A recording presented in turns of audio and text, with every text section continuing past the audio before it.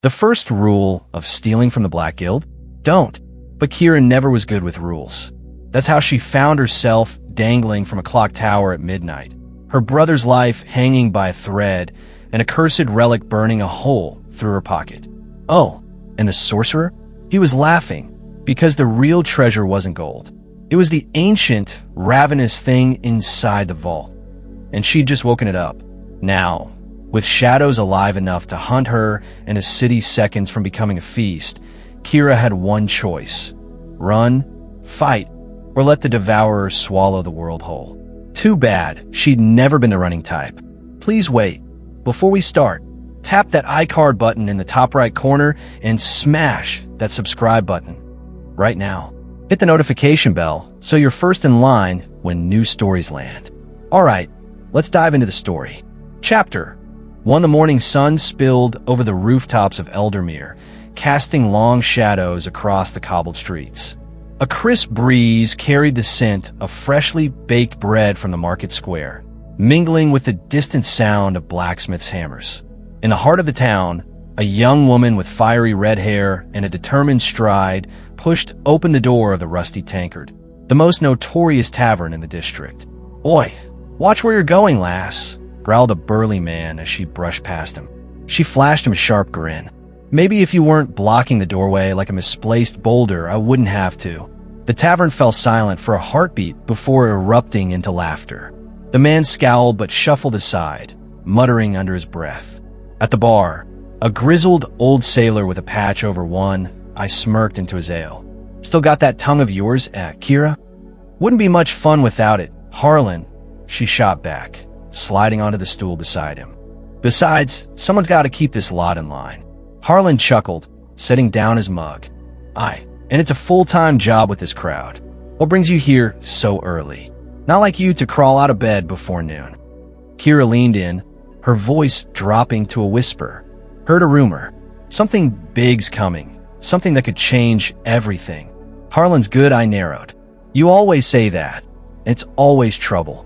This time it's different," she insisted. "The Black Guild's been sniffing around the old ruins north of town. You know what that means." A heavy silence settled between them.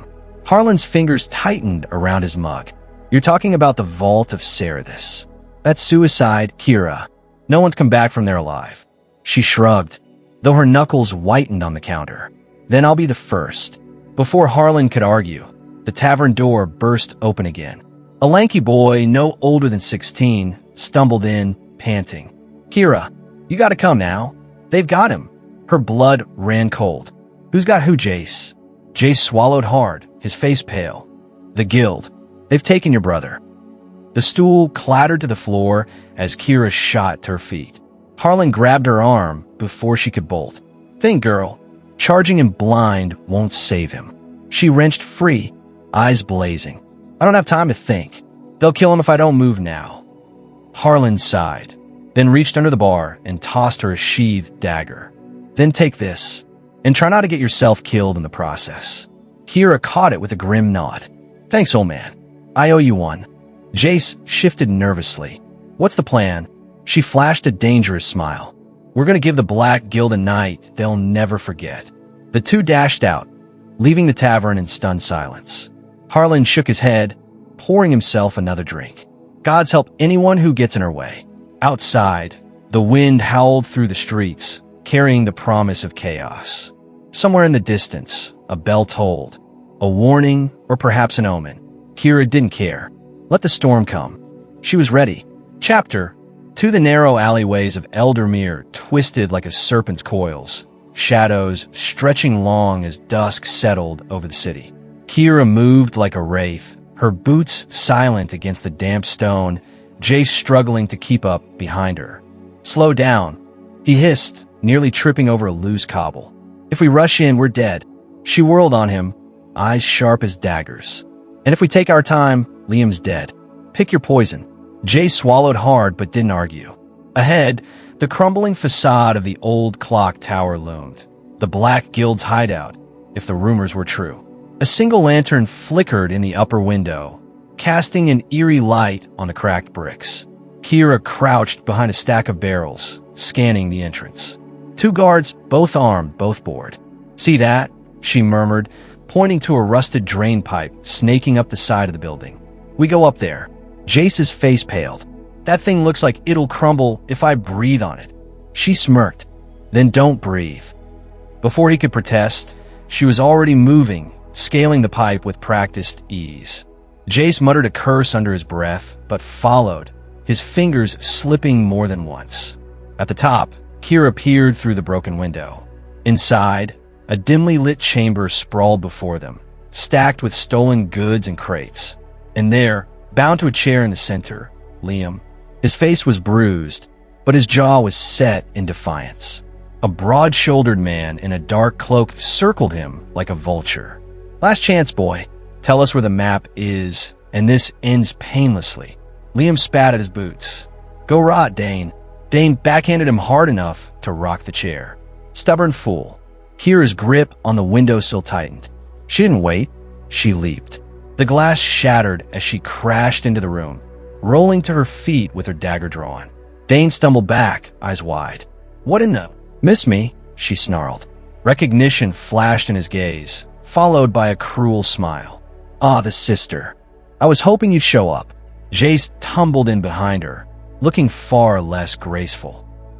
Surprise. Dane barked a laugh. 2 children against the entire guild? Brave. Stupid but brave. Kira flipped her dagger, eyes locked on his. Let's see how brave you are when you're bleeding out. He signaled, and the shadows moved. More men stepping forward, blades gleaming. Liam groaned. Kira, you idiot, shut up, she shot back. I'm saving your sorry hide. Dane drew his sword. Kill the boy. Bring me the girl alive. The first attacker lunged. Kira sidestepped, her dagger slicing across his arm.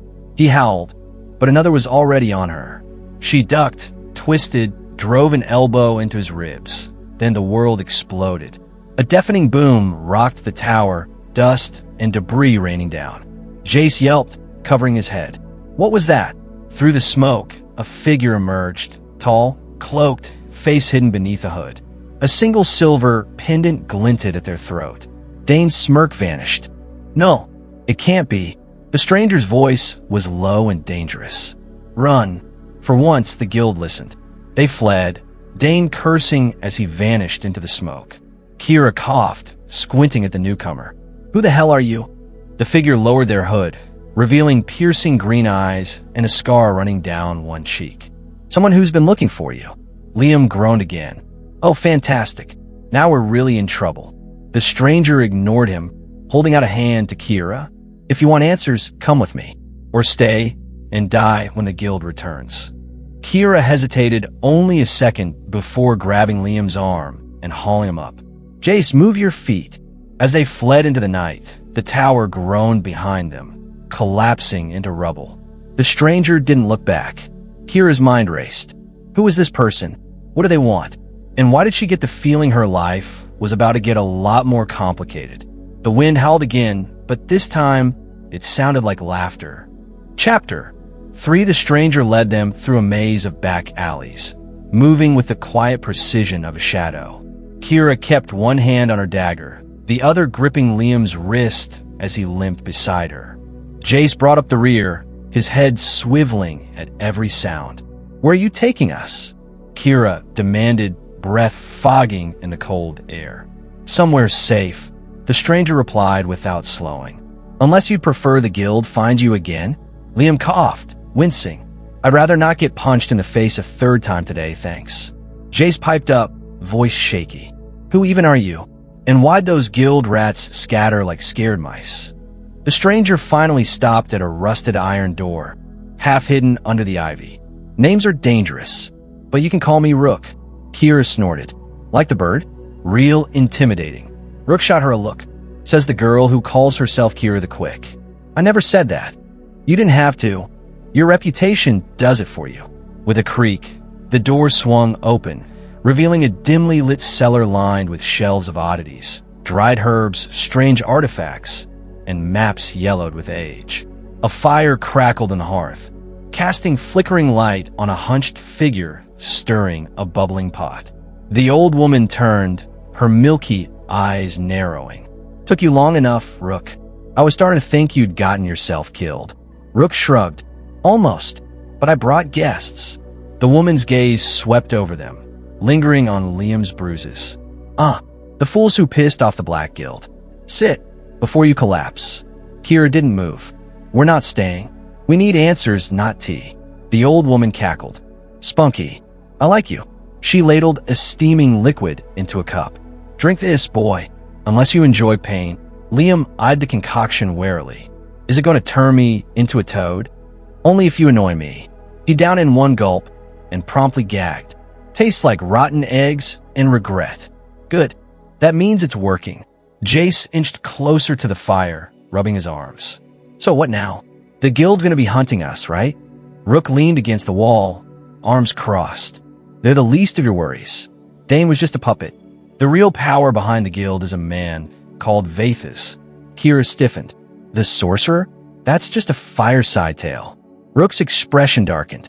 Tell that to the village he burned to ash last winter. A heavy silence fell. Even Liam looked sobered. The old woman hobbled forward, pressing a worn parchment into Kira's hands. You want answers? Here's one. The map to Serethis' vault. Kira's breath caught. The edges of the parchment were singed, the ink faded, but the markings were unmistakable. Liam groaned. Oh no. No. You're not actually considering. She grinned, tucking the map into her coat. Pack your bags, brother.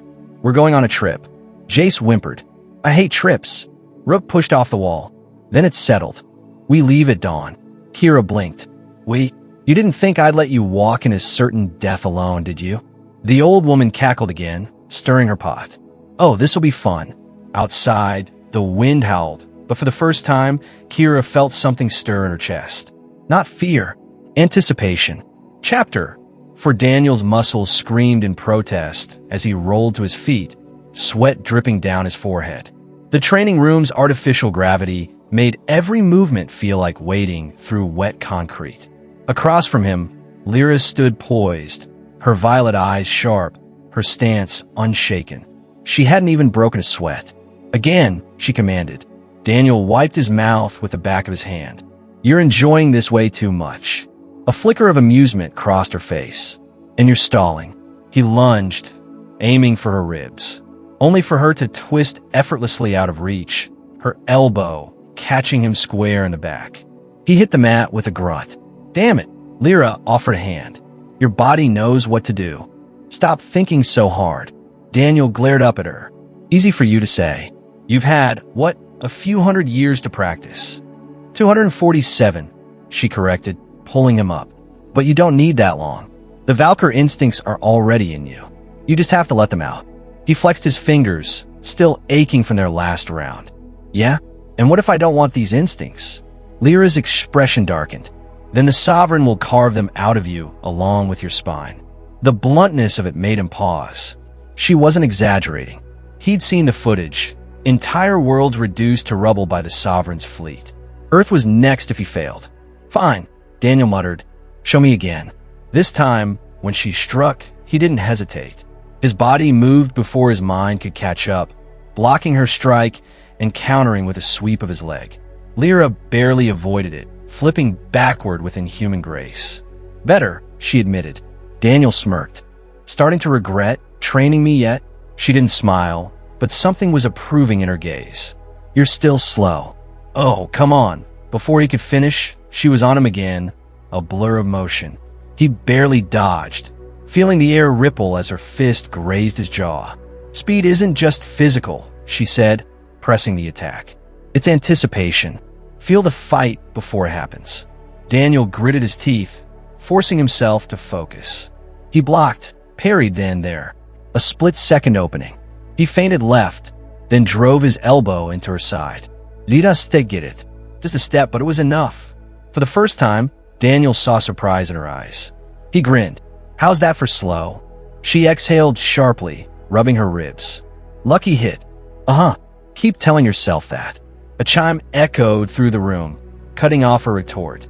One of her soldiers appeared in the doorway, face grim.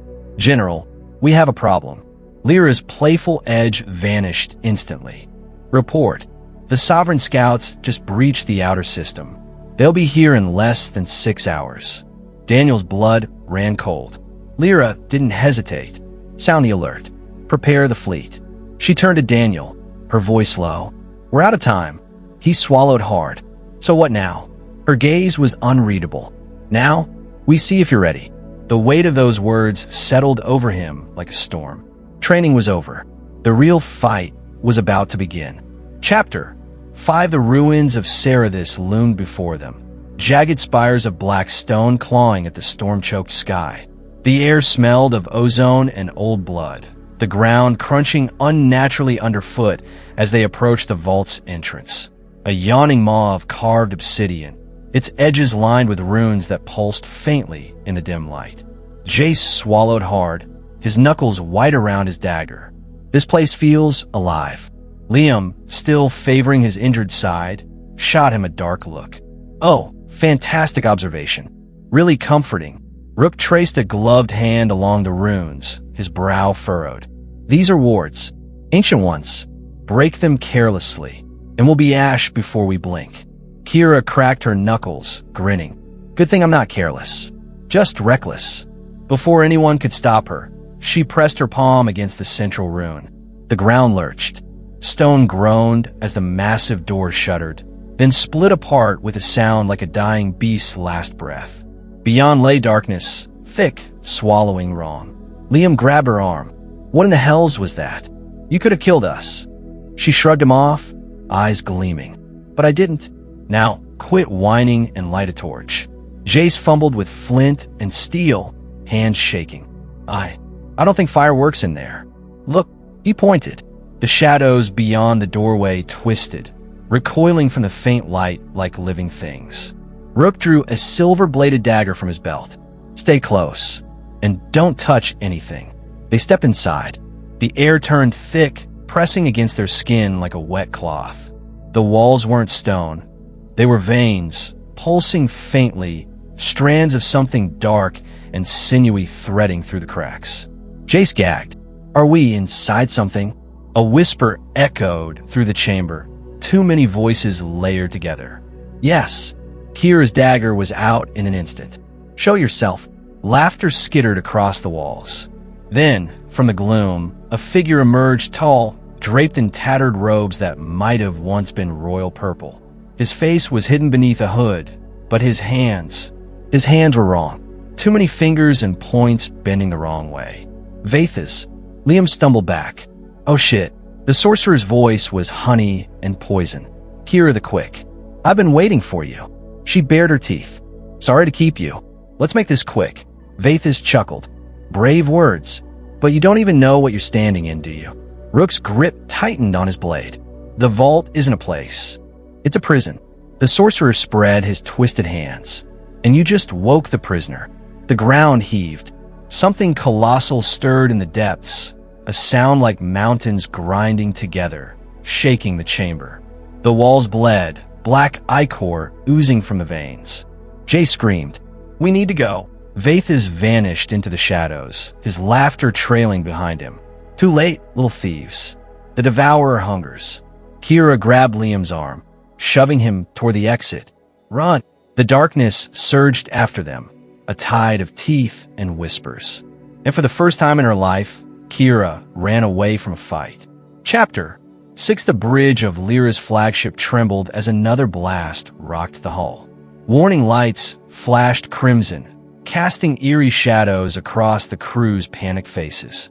Daniel gripped the console, watching the tactical display with growing dread.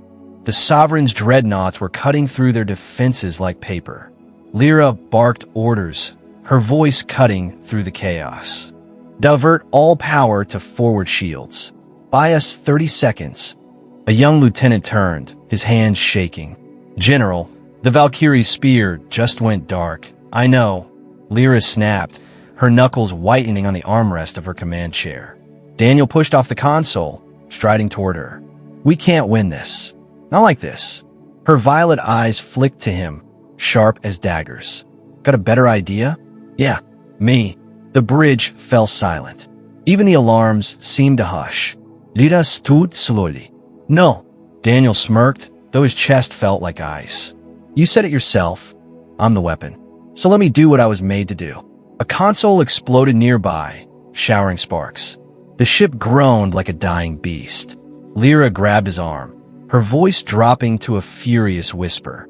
You don't even know how to activate your full abilities. Then it's a good time to learn. He pulled free, nodding toward the viewport where the Sovereign's flagship loomed like a black moon. That's where this ends. With him. With me. For a heartbeat, he saw something raw in her expression. Not anger. Fear. Then it was gone, buried under the steel of command. Fine. She turned to a weapons officer. Prep the jump pod. The officer paled. General, at this range now.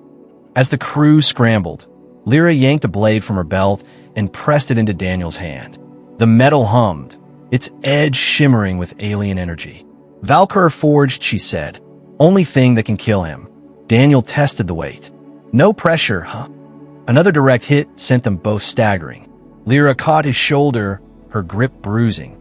Listen to me. When you board, he'll try to get inside your head.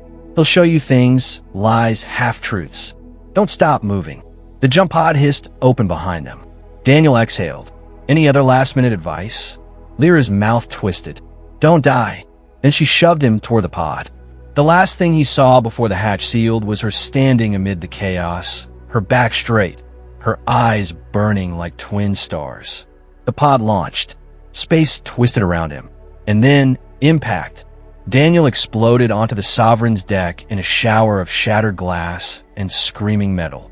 Guards rushed him. He moved without thought, the blade a silver blur in his hands. Bodies fell. Alarms wailed. And then, from the shadows of the command throne, a voice like grinding stone. Little Valkyr. I wonder when you'd come. The Sovereign emerged, taller than any human, his armor shifting like living smoke. His face was hidden behind a featureless helm, but Daniel felt the smile beneath it. Daniel adjusted his grip on the blade. Let's skip the monologue. The Sovereign tilted his head. You don't even know what you are, do you? I know enough. Daniel charged. The fight was a storm of steel and fury. The Sovereign moved faster than anything that size should, his strikes landing like meteor impacts. Daniel's ribs cracked. His vision swam, but he pushed, channeling every ounce of Valkyr instinct Lyra had beaten into him. He landed a slash across the Sovereign's arm. Black ichor sprayed. The warlord hissed, then laughed. Oh, you're magnificent. Lyra trained you well. Daniel froze. You know her.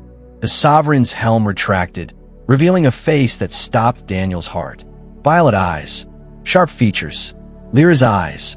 Know her. The Sovereign grinned. She's my daughter. The deck seemed to tilt under Daniel's feet. And in that moment of shock, the Sovereign struck. White-hot pain erupted as a blade punched through Daniel's side. As he fell, the last thing he heard was the Sovereign's whisper. Such a waste. Then, darkness. Chapter 7. The Devourer's roar shook the earth as Kira and the others burst from the ruins, the sky above them churning into a vortex of unnatural darkness. The ground split open behind them, tendrils of shadow lashing out like whips. Liam skidded to a halt, chest heaving. We can't outrun this thing. Rook spun around, his silver dagger glowing with eerie light. Then we don't run. We fight. Kira grinned, adrenaline burning through her veins. Now you're speaking my language. Jace looked like he might faint. Fight what? That's not a monster. It's a storm. A deafening crack split the air as the Devourer surged from the ruins, a towering mass of writhing darkness, its form shifting between a dozen nightmares. Vathas stood atop a crumbling pillar, arms raised, his laughter twisting into something inhuman. Behold the end, he crowed. The Devourer will feast, and I will reign. Kira spat blood from a split lip. Yeah, villain speech. We've heard it. She lunged, dagger flashing, but a tendril of shadow knocked her aside like a rag doll. Pain flared through her ribs as she hit the ground, but she rolled back on her feet. Rook was already moving, his blade carving arcs of silver light through the darkness. Where it struck, the Devourer screamed, its form recoiling. Liam grabbed Jace's shoulder.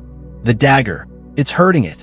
We need to. A tendril lashed out, wrapping around Liam's ankle and yanking him off his feet. He yelled as he was dragged toward the abyss. "Liam!" Kira sprinted after him, leaping over fissures in the earth. She caught his hand just as he slid over the edge, her muscles screaming with the effort of holding on.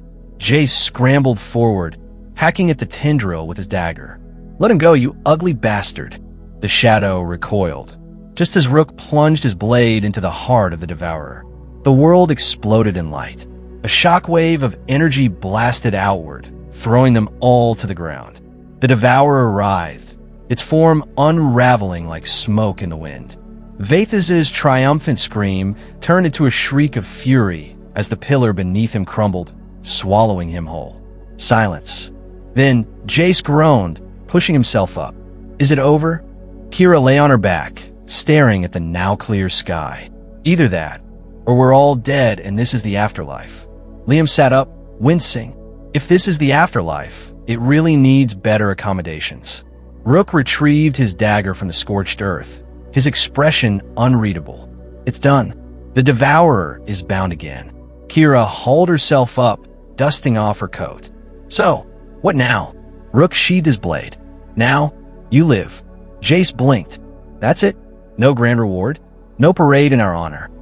Liam snorted. "You really haven't been paying attention to how these things go, have you?" Kira laughed, throwing an arm around her brother's shoulders. "Come on, let's go home." As they walked away from the ruins, the first rays of dawn broke over the horizon, golden, warm, real. Behind them, the wind carried the last whispers of the Devourer away, leaving only the promise of a new day. And for Kira, that was enough. And that was the end of the story. Comment below if you want the next chapter, and hit that like button. Please subscribe, turn on the bell, and as always, keep the last light burning.